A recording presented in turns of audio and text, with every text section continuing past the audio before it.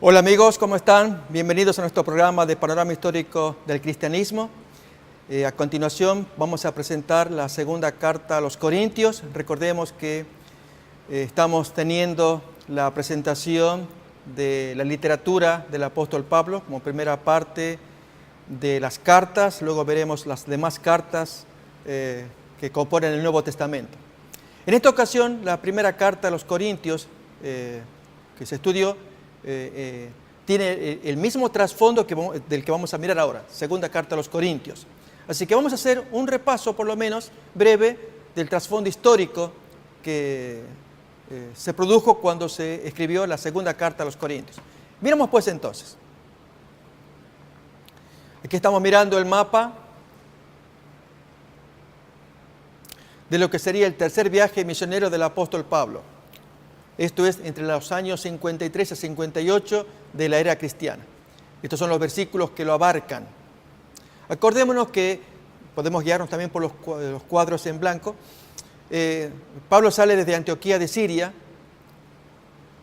para recorrer las regiones de Galacia y Frigia.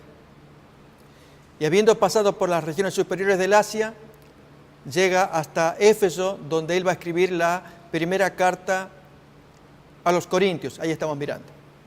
Luego de ello, entonces, se cruza hacia Macedonia, allí vemos hacia el norte, donde escribe entonces la segunda carta a los Corintios. Y entonces baja hasta, o en Macedonia, mirando hacia Acaya, él quiere llegar a Acaya también. Esto abarca Filipos, Tesalónica, Berea, son las tres principales localidades e iglesias que él estableció allí en Macedonia. Y entonces sí, en Acaya, esto es Grecia, el antiguo nombre que tenía Grecia, para arribar a Corinto. Allí en Corinto escribe tanto la carta a los Gálatas como la carta a Roma. Y entonces, en Corinto, o desde Corinto, se cruza a Atenas, llega hasta Berea, Tesalónica, nuevamente Filipos, y ya entonces el viaje de retorno con dirección a Jerusalén. Estamos aquí en Troas, Asón, Mitilene, Quíos, Samos, Mileto. Recordemos que fue el lugar a donde hizo llamar a los ancianos de Éfeso. Luego entonces baja hasta Cos, llega a Rodas, se detiene un tiempo en Pátara, pasa por el lado derecho de la isla de Chipre, llega a Tiro, baja a Ptolemaida, queda en Cesarea un día y entonces viaja a Jerusalén y allí entonces es detenido. Vamos a mirar entonces el marco histórico de la segunda carta a los Corintios. Pablo visitó por lo menos 3 veces la iglesia de Corinto. Él escribió 3 epístolas. Por lo menos 2 las conocemos, que es primera y segunda. La primera y segunda carta a los Corintios. La primera, esa no se conserva. Hay una porción donde él dice que ustedes me escribieron y entonces él les contestó. La primera visita que hizo durante su segundo viaje misionero, alrededor del año 51, duró 1 año y medio. Vamos a mirar textos que nos van a dar el trasfondo para ubicar esta segunda carta. Hechos 18:11. Ahí nos dice entonces que estuvo 1 año allí de donde él va a escribir su carta a los Corintios. Y se detuvo allí 1 año y 6 meses enseñándoles la palabra de Dios. Muy bien. En ese tiempo fundó y organizó la iglesia y continuó relacionándose con ella de vez en cuando mediante enviados suyos. Miramos esto en 2 de Corintios capítulo 12, versículo 17. Entre esos principales colaboradores estuvo su buen amigo Tito. ¿Acaso os he engañado por alguno de los que he enviado a vosotros? Tenía algunas discusiones con estos hermanos corintios, porque algunos de ellos, no la iglesia toda, pero alguna porción de ella cuestionaba aún hasta el ministerio del apóstol.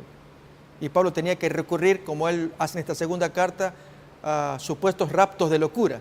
Les escribo como que estoy loco. Y era justamente a esa gente que cuestionaban conductas de Pablo, muy probablemente para imponer su agenda, que era contraria al orden que el apóstol quería que se llevara allí en esa iglesia. Su primer contacto escrito, notémoslo, va a aparecer en 1 Corintios capítulo 5, versículo 9. Miremos ahí. Por eso decimos que Pablo pudo haber escrito 3 o aún 4 cartas. Miremos, 1 5, 9. Os he escrito por carta, notemos, esto lo dice la primera carta a los Corintios, que no os juntéis con los fornicarios. Significa que había una carta anterior a 1 a los Corintios. Esa carta anterior no la tenemos, se perdió. Actualmente se considera que ese documento está perdido. Al final de su permanencia de más de 2 años en Éfeso, en su tercer viaje, escribió lo que se conoce ahora como la primera carta a los Corintios. Vamos a mirarlo, 1 Corintios capítulo 16, versículo 8. Miremoslo. Pero estaré en Éfeso hasta Pentecostés. Así, textos que se nos va grabando. Por lo general se acepta que quizás transcurrió un periodo de varias semanas. Recordemos que hablamos hasta de un trimestre entre una carta y otra. La primera fue escrita en Éfeso, la segunda en Macedonia, en alguna de las 3 localidades, Filipos, Tesalónica o Berea. Pablo había tenido el propósito de permanecer en Éfeso hasta Pentecostés e ir después a Corinto pasando por Macedonia. Vamos a ver el texto en Hechos 19, 21. Esto es lo que él nos cuenta.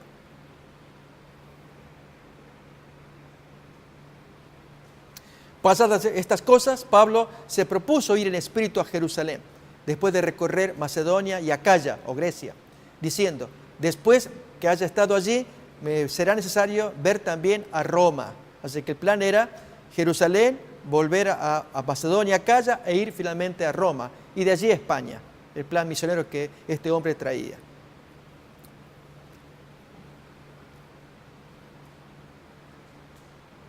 No obstante, el apóstol tuvo que salir antes de tiempo de Éfeso debido al alboroto que se formó, según cuenta Hechos capítulo 20, con lo del platero Demetrio, ¿recordamos?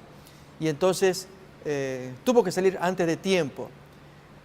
Capítulo 19, perdón, casi le cuesta la vida. Vamos a ver capítulo 19, versículo 24 en adelante. Esto precipitó las andanzas de Pablo y los planes que él traía. Quería llevar hacia una agenda y no lo pudo lograr. Vamos a ver 19, 24 en adelante. Porque un platero llamado Demetrio, que hacía de plata templecillos de Diana, daba no poca ganancia a los artífices, a los cuales, reunidos con los obreros del mismo oficio, dijo, varones, sabéis que de este oficio obtenemos nuestra riqueza. Pero veis y oís que este Pablo, no solamente en Éfeso, sino en casi toda Asia, ha apartado a muchas gentes con persuasión, diciendo que no son dioses los que se hacen con las manos.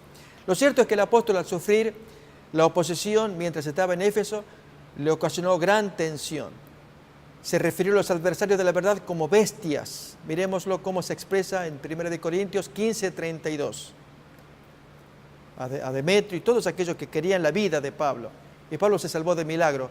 Recordemos que los asiarcas, eran los gobernantes de ese lugar, le pidieron que no se presentara en el teatro. Y Pablo se salvó, los hermanos efesios lo derivaron para que él se fuera. Pero miremos el texto cómo lo expresa entonces Pablo en la carta a los Corintios de esa circunstancia en Éfeso. Si como hombre batallé en Éfeso contra fieras, ¿qué me aprovecha? Si los muertos no resucitan, comamos y bebamos porque mañana moriremos. Notemos interesante el planteo, acá estamos viendo el hecho histórico. Pablo batalló contra Demetrio y con toda aquella gente predicando fielmente la palabra de Dios. Acordémonos que antes de la experiencia de Demetrio había pasado lo de la quema, de la idolatría, de brujería, de libros, y antes de ello todavía lo de Esceva, los 7 hijos maltratados, golpeados por el endemoniado. Entonces Pablo predicó fuertemente la palabra de Dios, pero como él dice, si la resurrección no tiene lugar, ¿para qué prediqué? Porque él creía en la resurrección. Este es un argumento muy interesante que habla a favor de la fe de un hombre que hace las cosas porque cree, y entonces él comparte una experiencia, y es que él vio al Cristo resucitado. y por lo tanto él va a poner todo su empeño en predicar, vivir y aún morir si fuera necesario, dando fe como mártir, cosa que ocurrió en el año 67. Pablo fue decapitado por la fe que él traía, esperando algo mejor. ¿Cuál era? La resurrección. En base al texto que hemos leído, que si los muertos no resucitan, ¿para qué vivir? Comamos y bebamos, que mañana moriremos. Una frase conocida de la antigüedad. Él había observado que había sido abrumado sobremanera más allá de sus fuerzas. Notemos 2 Corintios capítulo 1:8, que ya esperaba o perdía la esperanza de conservar la vida. Dice: porque hermanos, no queremos que ignoréis acerca de nuestra tribulación que nos sobrevino en Asia, pues fuimos abrumados sobremanera más allá de nuestras fuerzas, hablando de lo que pasó en Éfeso, de tal modo que aún perdimos la esperanza de conservar la vida. ¿Hasta dónde la tribulación que el apóstol cuenta de la experiencia tenida allí con estos hermanos? Viajó a Troas, el puerto de Éfeso a Troas, de donde se debía embarcar para Macedonia. Así que él ya había escrito la primera carta, ya estaba llegando a Corinto, la primera a los Corintios. Allí esperó el regreso de Tito en Troas, que traería informe de la respuesta de los Corintios a la primera carta. Pero Tito no llegó en la fecha esperada, porque Tito va a ser mencionado con frecuencia en la segunda carta ahora. Y junto con él a un nuevo hermano, anónimo, pero creemos que ese nuevo hermano, fiel en todas las iglesias, ya veremos de quién se puede tratar, creemos que es el evangelista Lucas, pero vamos a llegar ya a ese punto. Lo cierto es que Tito no llega a Troas en la fecha esperada, y Pablo, no hallando reposo a su espíritu debido a la preocupación que sentía por la iglesia de los Corintios, no pudo aprovechar la puerta de oportunidad que se abría para la predicación libre del evangelio en Troas. Miremos cómo lo expresa en la segunda carta, capítulo 2, versículo 13. Él quería predicar en Troas, pero su corazón no tenía reposo por lo que estaba pasando en Corinto. Miremos: no tuve reposo en mi espíritu por no haber hallado a mi hermano Tito, que él había llevado la carta y traía respuesta. Así que, despidiéndome de ellos, partí para Macedonia, aunque se le había abierto puerta allí en Troas para predicar libremente el evangelio. Algunos piensan que antes de escribir esta carta y después de su primera visita a Corinto, Pablo había regresado allí para una segunda visita. ¿Por qué él habla de una visita previa que le causó tristeza y desánimo? Miremos capítulo 2 de Corintios, capítulo 2:1. Es posible que haya habido una visita anterior. Uno trata de ver la cronología, los movimientos en la segunda carta de los viajes que el apóstol Pablo pudo haber tenido. Esto pues determiné para conmigo no ir otra vez a vosotros con tristeza. O también capítulo 12:14. He aquí, por tercera vez estoy preparado para ir a vosotros, y no os seré gravoso, porque no busco lo vuestro, sino a vosotros, pues no deben atesorar los hijos para los padres, sino los padres para los hijos. O aún capítulo 13, 1-2, también aparece concepto similar.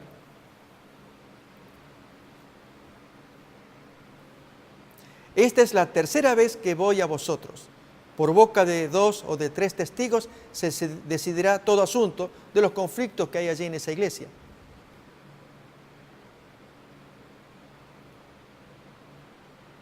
He dicho antes y ahora digo otra vez, como si estuviera presente y ahora ausente, lo escribo a los que antes pecaron y a todos los demás, que si voy otra vez no seré indulgente o suave.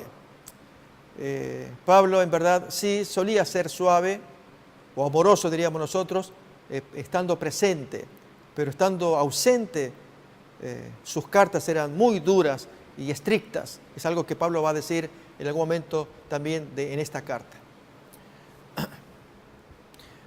Miramos también que recibe noticias desconcertantes de lo que está pasando en Corinto. Ya había recibido noticias, ya habíamos leído lo que pasó con los de Cloé. Entonces, quizá por eso manda la carta, la primera a los Corintios, como reproche, y entonces envía a Tito para que preparara el camino para una nueva visita que Pablo quería hacer, preocupado por las noticias que había recibido y por la carta que él había enviado. Miremos 2 Corintios 8:6.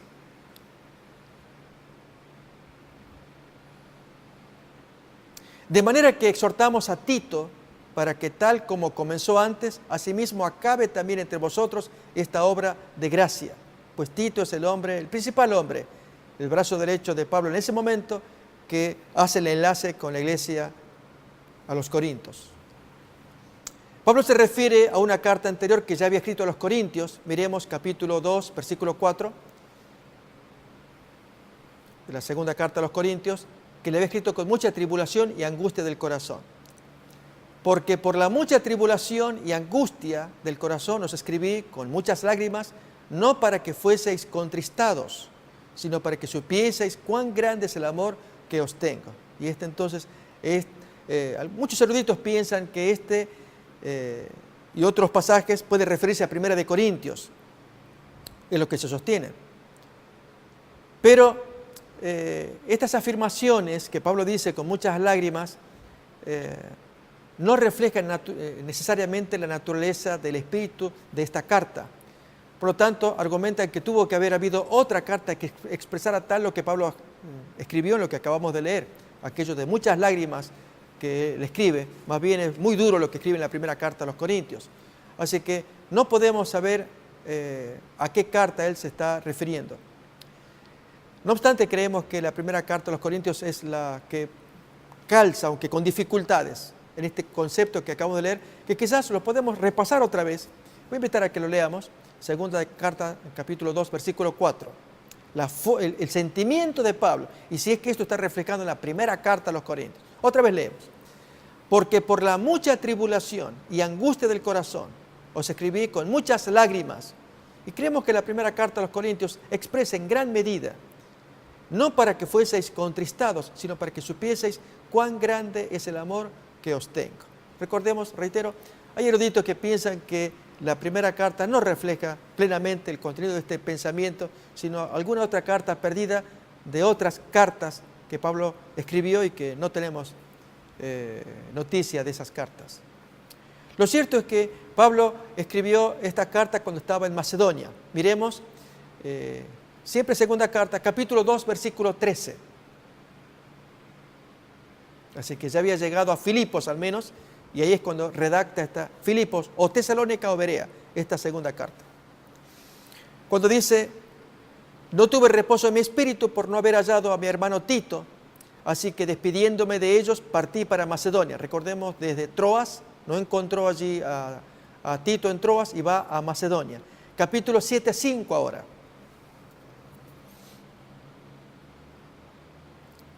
Porque de cierto cuando vinimos a Macedonia, ningún reposo tuvo nuestro cuerpo, sino que en todo fuimos atribulados, de fuera conflictos, de dentro temores. También 8:1. Asimismo, hermanos, os hacemos saber la gracia de Dios que se ha dado a las iglesias de Macedonia. Notemos que él enumera varias veces esta zona de Macedonia como que es el lugar más inmediato de donde él escribe la carta a los Corintios. Y finalmente, capítulo 9, versículo 2-4, vemos más todavía. Que esto nos da la pauta entonces que esta carta pudo haber sido escrita en el año 57, tercer trimestre, ya en el verano del hemisferio norte. Pues conozco vuestra buena voluntad, de la cual yo me glorío entre los de Macedonia, que Acaya, o sea Grecia, donde está Atenas y Corinto, está preparada desde el año pasado, y vuestro celo ha estimulado a la mayoría. Notamos entonces la fama que se iban corriendo entre estas dos grandes provincias, la de Macedonia al norte, Grecia al sur, y allí entonces las iglesias que estaban más arriba, las que estaban más abajo, y se pasaban la fama. Y Pablo, estando allá arriba, pues escribió la carta allí a los Corintios. Parece que las cartas y las visitas de Pablo lograron por lo menos transitoriamente su propósito. Miremos Romanos capítulo 16, versículo 23. Es evidente que Pablo fue recibido y hospedado por algunos de los miembros principales de la iglesia. Os saluda Gallo, hospedador mío y de toda la iglesia.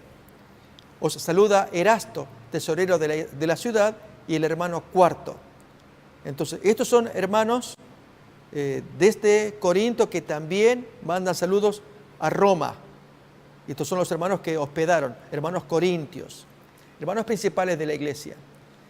También se corrobora el cambio producido en la iglesia de Corinto por el hecho de que en las epístolas a los Gálatas y a los romanos, recordemos que Pablo las escribió mientras estaba en Corinto, Pablo demuestra haber salido de aquel estado de ansiedad y de afán por la iglesia corintia que afligía tanto su alma en Troas. Ya hemos mirado esos textos, se nota en la carta a los romanos otro lenguaje, ya estando en Corinto propiamente, su lenguaje ya es más seguro, no tanto la angustia del alma, es más bien un conocimiento más perfeccionado de lo que es la salvación por la fe, la justificación por la fe, que es lo que resuma en ambas cartas a los romanos y a Gálatas. Pero vamos a ver textos que hemos leído, pero enfatizamos este aspecto del dolor que tiene Pablo, de esa inquietud del alma por lo que estaba viviendo la iglesia de Corinto, que él no podía todavía llegar ahí, sino a través de cartas. La primera y la segunda que él estaba redactando.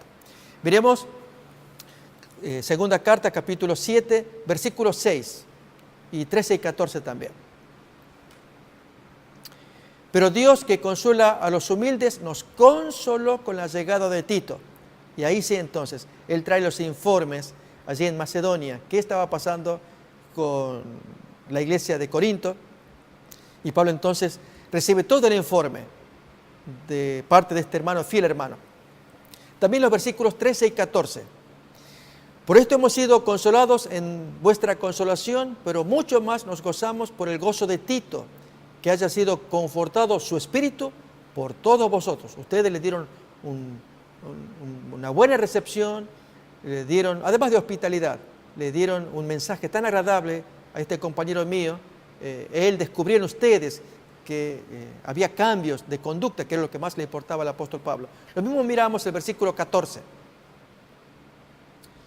Pues si de algo me he gloriado con él respecto de vosotros, no he sido avergonzado, sino que así como en todo os hemos hablado con verdad, también nuestro gloriarnos con Tito resultó ser verdad. Esto es lo que está descubriendo Pablo con la llegada de Tito. Miremos todavía más cómo se completa en Corinto la colecta para los santos, pero antes repasemos la colecta para los santos y un capítulo dedicado a ello en la iglesia a los corintios. Pero miremos Romanos capítulo 15, versículo, podemos leer desde el 23 en adelante.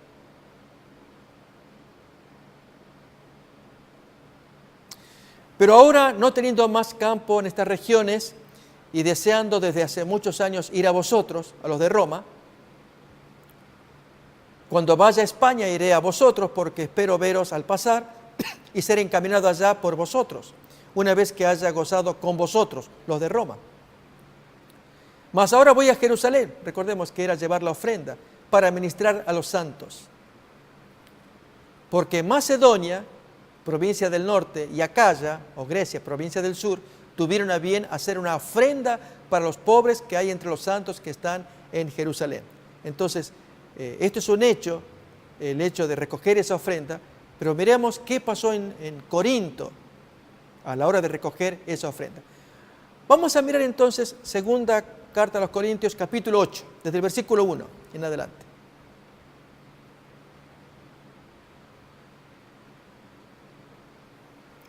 Asimismo, hermanos, os hacemos saber la gracia de Dios que se ha dado a las iglesias de Macedonia, ahí en la provincia norte, que en gran prueba de tribulación y la abundancia de su gozo y su profunda pobreza abundaron en riquezas de su generosidad. Pues doy testimonio de que con agrado han dado conforme a sus fuerzas la gente de la provincia del norte, y aún más allá de sus fuerzas,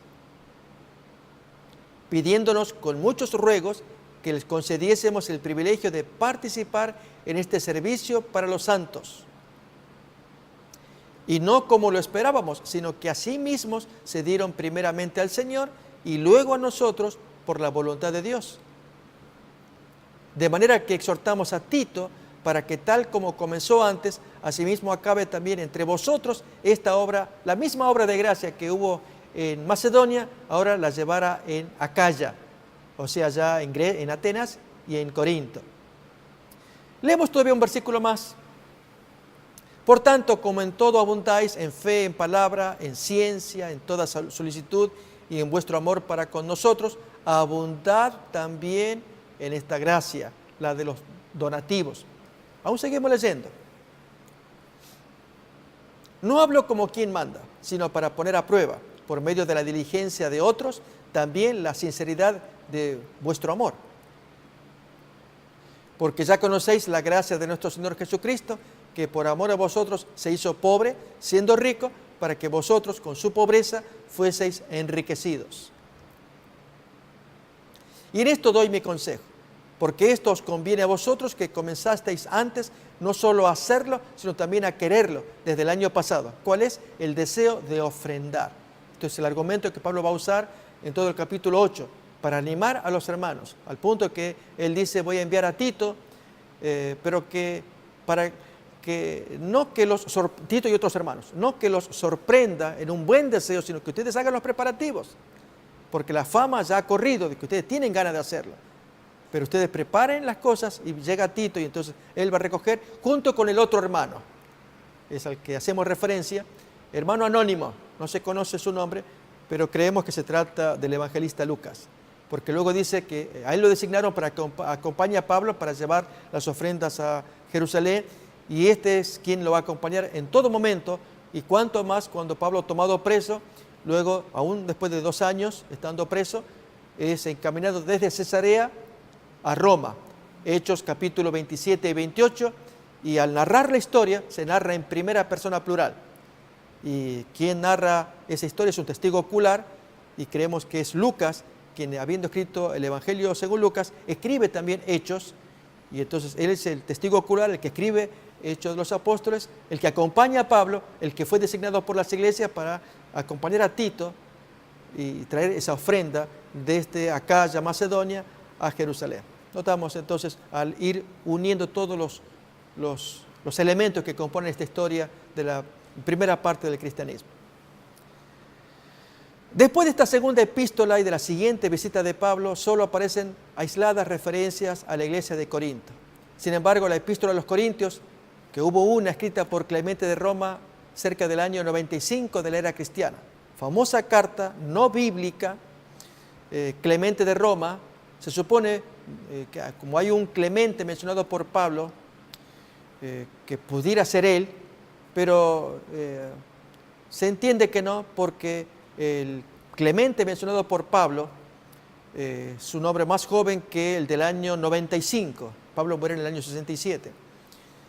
Y si hay alguien colaborador de Pablo, contemporáneo de él, hasta el año 95, difícilmente puede ser el mismo individuo. Pero este famoso Clemente de Roma, pastor de esa iglesia, escribe una carta a los corintios, animándoles a que pongan orden allí y recordando la carta que Pablo había escrito a los corintios también. Revela que habían aparecido o reaparecido algunos de los problemas o males que habían aquejado a la iglesia de Corinto. Clemente, en su carta, famosa carta, reitero, Clemente se le atribuyen 2 cartas. La primera, original, la segunda está en duda, se supone que puede ser de él y puede ser que no, se llama segunda carta de Clemente, del Clemente de Roma. En la primera, él alaba a la iglesia de Corinto por su conducta ejemplar en muchos sentidos, pero también la reprende por sus luchas y su espíritu divisionista. Es la última información que tenemos de la iglesia de Corinto en el tiempo apostólico. Vamos a mirar entonces algunos pocos trazos, versículos de la carta a los Corintios que nos van a ser útiles. Vamos a ver en la segunda carta, capítulo 1, el concepto de el sí y no y el del amén. Abrimos pues entonces capítulo 1, versículo 17 en adelante. Algo que luego va a tener impacto en el Apocalipsis. Segunda de Corintios 1, 17 en adelante. Así que al proponerme esto, porque él planeaba viajar de aquí, de allá, llegarse a Corinto, los versículos que le preceden, usé quizá de ligereza, o lo que pienso hacer, lo pienso según la carne, para que haya en mí un sí y un no. Notemos este concepto, un sí y un no. Porque él tiene planes, claro, él es abierto para contar que quiere ir a tal parte, ir a tal otra, y quienes le oyen pueden pensar, es un hombre vacilante, lo promete, no cumple. ¿Cuántas veces precipitan? Acordémonos en Éfeso, pensaba quedarse hasta llegar a Pentecostés, pero tuvieron que apresurarlo, lo de Demetrio y sus enemigos, que tuvo que salir apresuradamente de Éfeso y cruzarse a Macedonia. Y él que esperaba quedarse allí para hasta la fiesta de Pentecostés. Entonces, podía ser mirado como un hombre que no cumplía su promesa. Bien, ese es el argumento del sí y el no. Seguimos leyendo entonces ahora, siguiente versículo, 18. Mas como Dios es fiel, nuestra palabra a vosotros, Corintios, no es sí y no.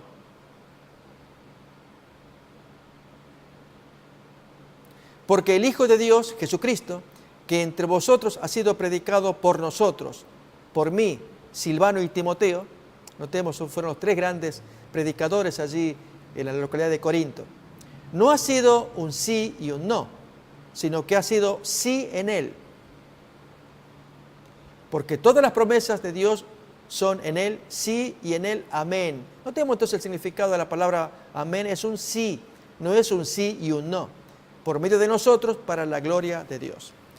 Hacemos este comentario porque luego en Apocalipsis, voy a invitarles a que leamos, está en el futuro todavía, Apocalipsis fue escrito en el año 95, pero hay un detalle interesante y es que el autor de Apocalipsis, Juan, cuando escribe sus cartas y va a escribir una carta dirigida a la iglesia de Laodicea, recordemos, Laodicea estaba muy cerca de Colosas y aún las 7 iglesias escritas allí para el Apocalipsis, Éfeso, Esmirna, Teatira, etc., estaban todas muy cercas una de otra. La de Laodicea en particular tiene este problema, la ambivalencia, problema del sí, el no, va y viene.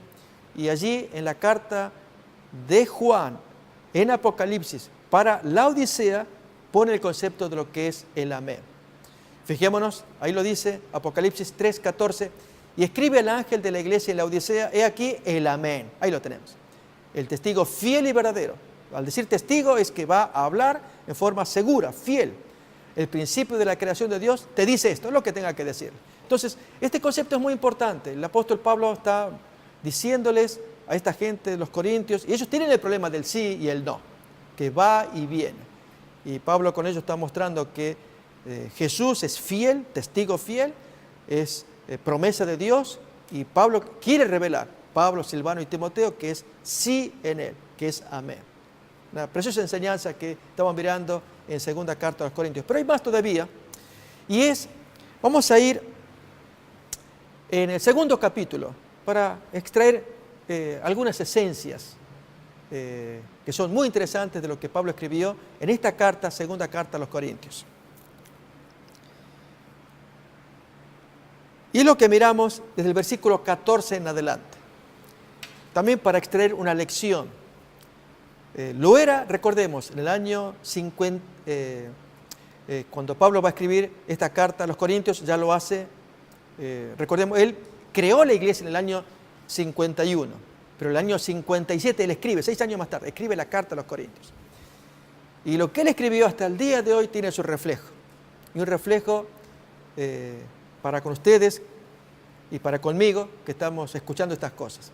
Y es el efecto de una persona sobre otra, como un ramo de flores que pasa por frente de nuestras narices. Alguien pasa perfumado, vamos a decirlo, delante de nosotros y dejó un aroma agradable o desagradable.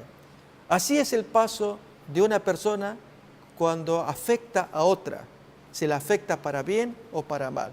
Miremos cómo lo expresa el apóstol Pablo en 2 de Corintios, capítulo 2, versículo 14 en adelante. Precioso pensamiento, por cierto.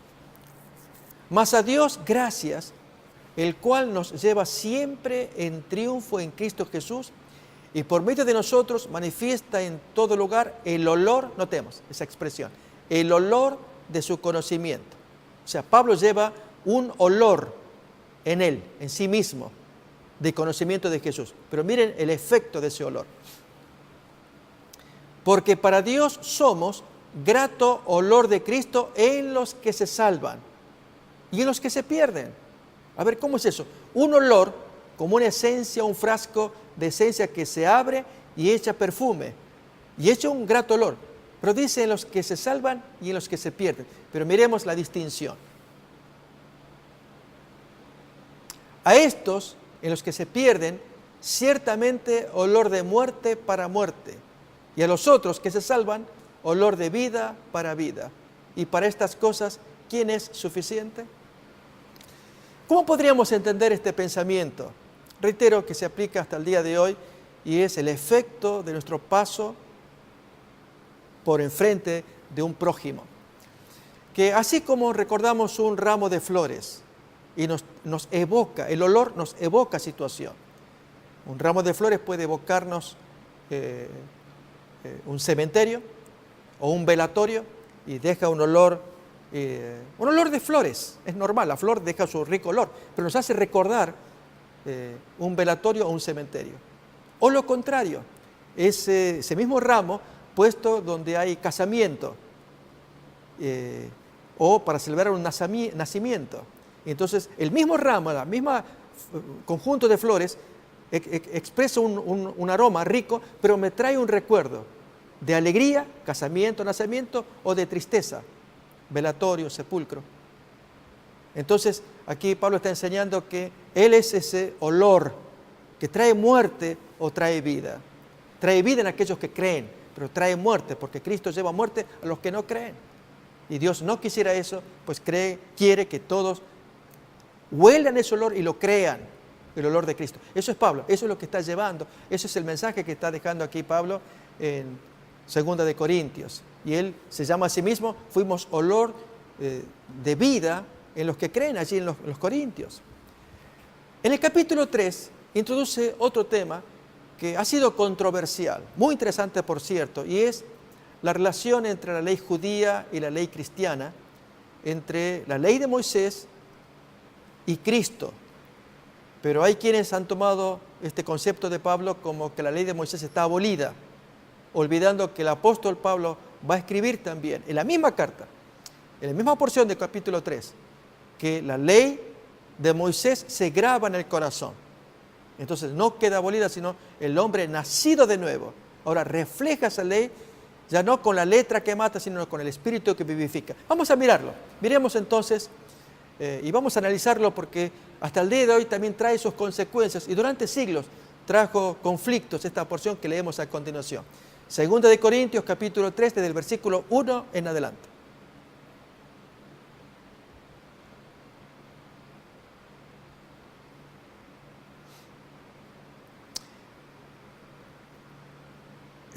Capítulo 3, 1. ¿Comenzamos otra vez a recomendarnos a nosotros mismos? ¿O tenemos necesidad, como algunos, de carta de recomendación para vosotros o de recomendación de vosotros? Que Pablo tuviera que escribir estas cosas para su gente, la cual él había iniciado, iglesia que había formado y creado, y que necesitara carta de recomendación de ellos, o que él necesitara una carta de recomendación para presentarse ante ellos. Era demasiado triste. Esto indica el grado de credulidad, de aceptación que había en algunos hermanos que eran creyentes allí en la iglesia de Corinto. Pero vamos a mirar entonces, siguiente versículo.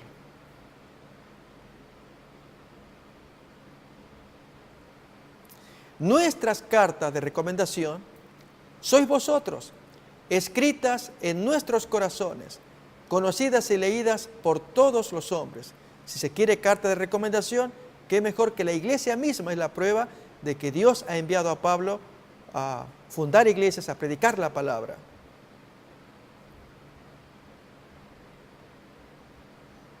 siendo manifiesto, y aquí viene el detalle que va a ser importante, que sois carta de Cristo expedida por nosotros, fijémonos, escrita no con tinta, sino con el Espíritu del Dios vivo, no en tablas de piedra. Entonces, esta carta, que son la gente viviente, los creyentes de Corinto, fueron escritas no en tablas de piedra, esto es, sobre las piedras de los 10 mandamientos. Por lo tanto, si se va a escribir, no va a ser sobre las piedras de los 10 mandamientos. Y a partir de allí, lógicamente, Pablo, después de esto, va a hablar acerca del ministerio de condenación perecedero que abarcan la ley de Moisés. Va a mostrar en un sentido todo el ministerio de Moisés como en un sentido que se devalúa, próximo a desaparecer, lo menciona así. Pero el punto es que estas personas fueron escritas sobre algo y no sobre las tablas de piedra. La pregunta es, entonces, las tablas de piedra, que son los 10 mandamientos, escritos en piedras, ¿no sirven más? ¿No fungen más? Entonces el apóstol contesta. Miremoslo cómo lo va a decir.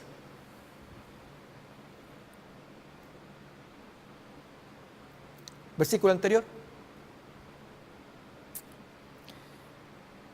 No en tablas de piedra, sino, notemos, en tablas, pero de carne del corazón. Entonces, son las mismas tablas, los 10 mandamientos, pero no en la piedra, sino en la carne del corazón. Es decir, los 10 mandamientos ahora Dios los pone en espíritu, no como antiguamente en las piedras, las pone en la carne del corazón, de la mente, del espíritu. Ese es el mensaje que él va a hablar allí en 2 de Corintios. Miremos más todavía el siguiente versículo.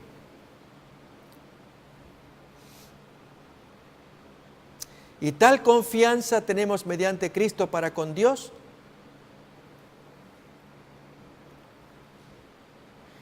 No que seamos competentes por nosotros mismos para pensar algo como de nosotros mismos, sino que nuestra competencia proviene de Dios, el cual asimismo nos hizo ministros competentes de un nuevo pacto. Y este es el tema importante.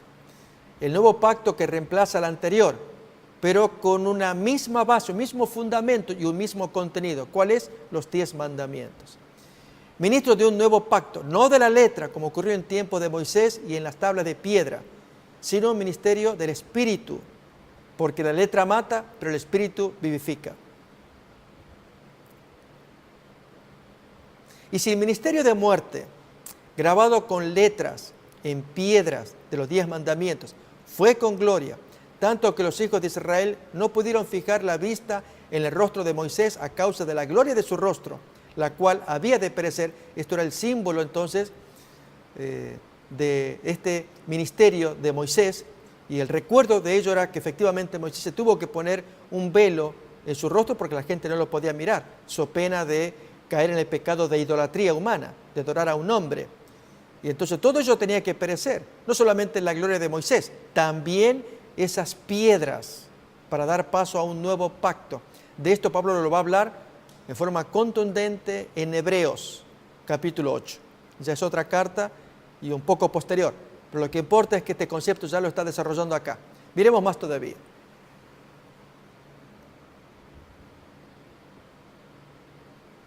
¿Cómo no será más bien con gloria el ministerio del Espíritu? Es decir, enfrentados el ministerio de Moisés con el ministerio de Jesús.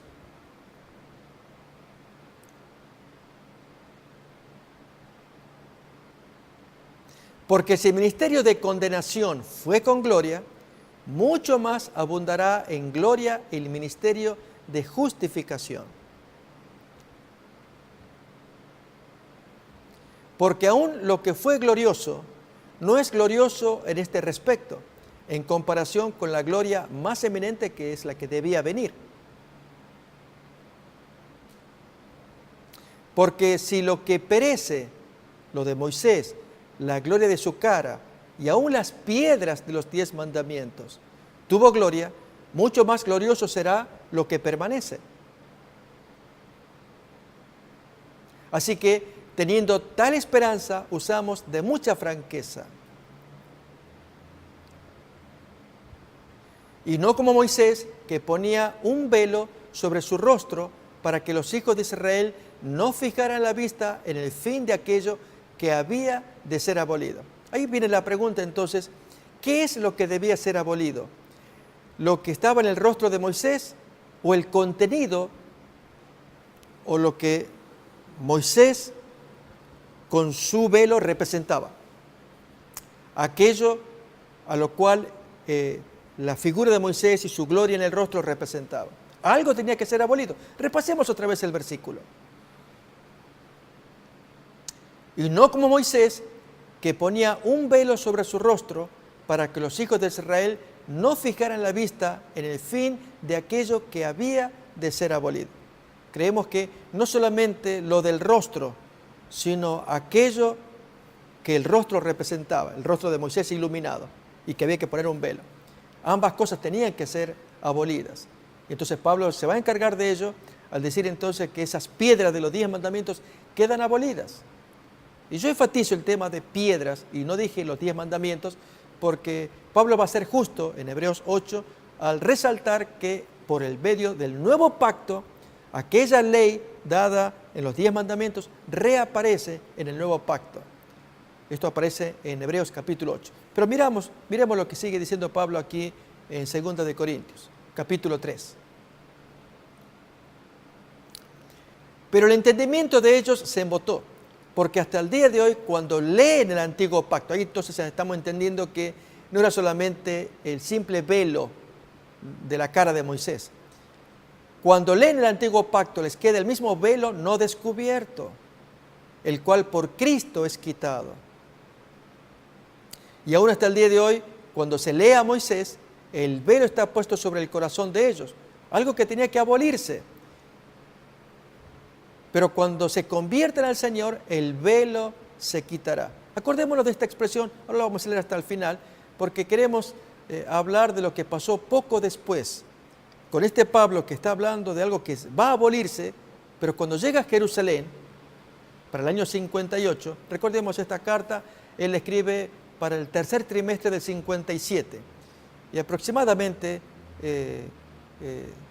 tal vez 2 trimestres más, ya está en relación con Jacobo, 6 meses más, aproximadamente. Y no obstante, algo pasó con Pablo, que esto que era tan importante, de aquello que estaba por abolirse, Jacobo que quiere levantarlo, insinuándole a Pablo que entre al templo y haga las cosas para que todos vean que él andaba cumplidamente con la ley de Moisés, que iba a ser abolida. Entonces ahí hay una especie de contrasentido que ahora comentamos. Pero miremos cómo termina entonces 2 de Corintios capítulo 3, por lo cual creíamos que era importante a la hora de los movimientos de Pablo, especialmente con Jacob. Miremos entonces, porque el Señor es el Espíritu, y donde está el Espíritu del Señor, allí hay libertad.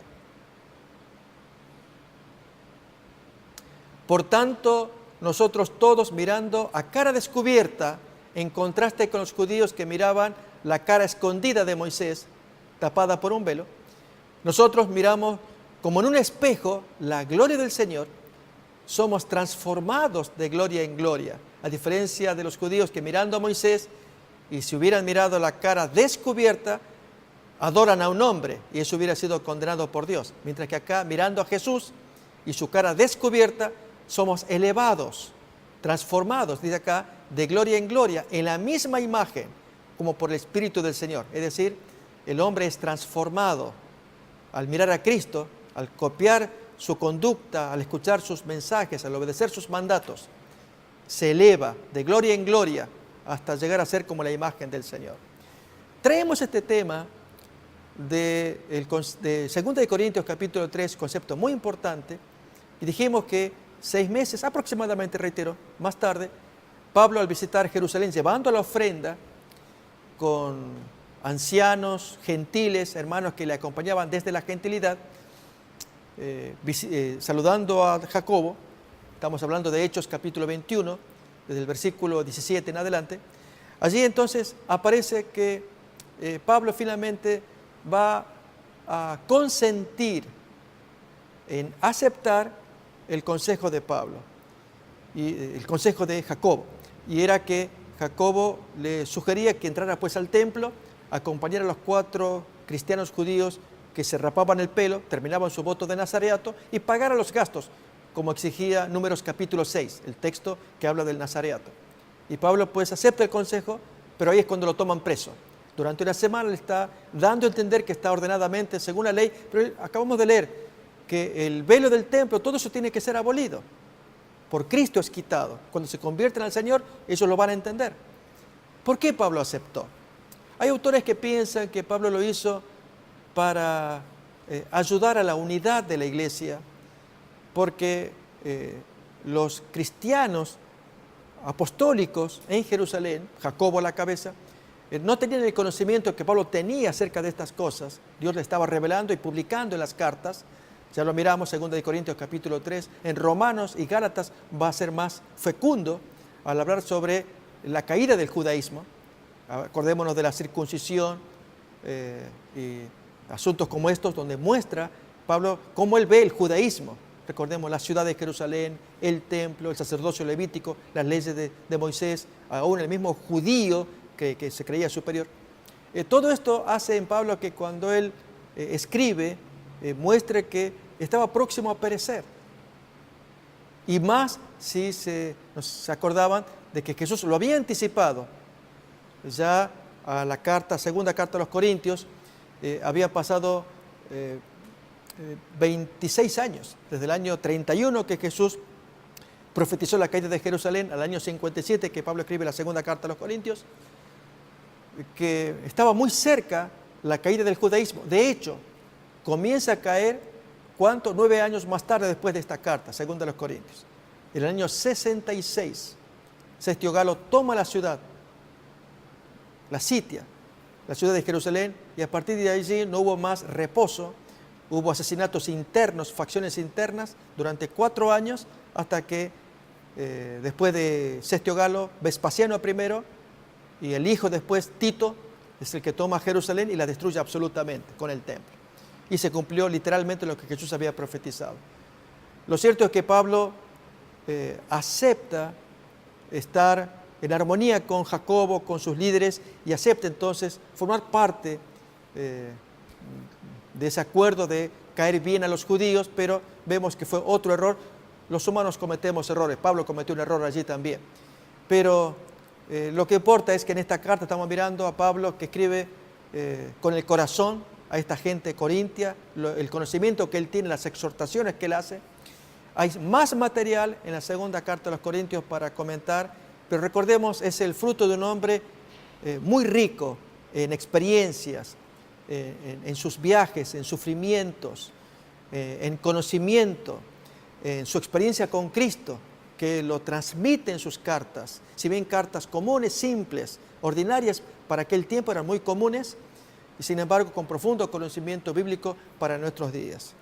Con esto, hermanos, queremos decirles que esta presentación de los temas obedece a entender más claramente cómo eran las cartas apostólicas en el primer siglo. Vamos a mirar más todavía del apóstol Pablo en las siguientes emisiones. Vamos a ver las cartas de Romanos y Gálatas, profundas en significado de salvación, y con ello entender que Pablo tenía conocimiento para que el mensaje que él escribió en aquellos días, hasta el día de hoy, tiene efecto para aquellos de buena voluntad que quieran escuchar más acerca del cristianismo.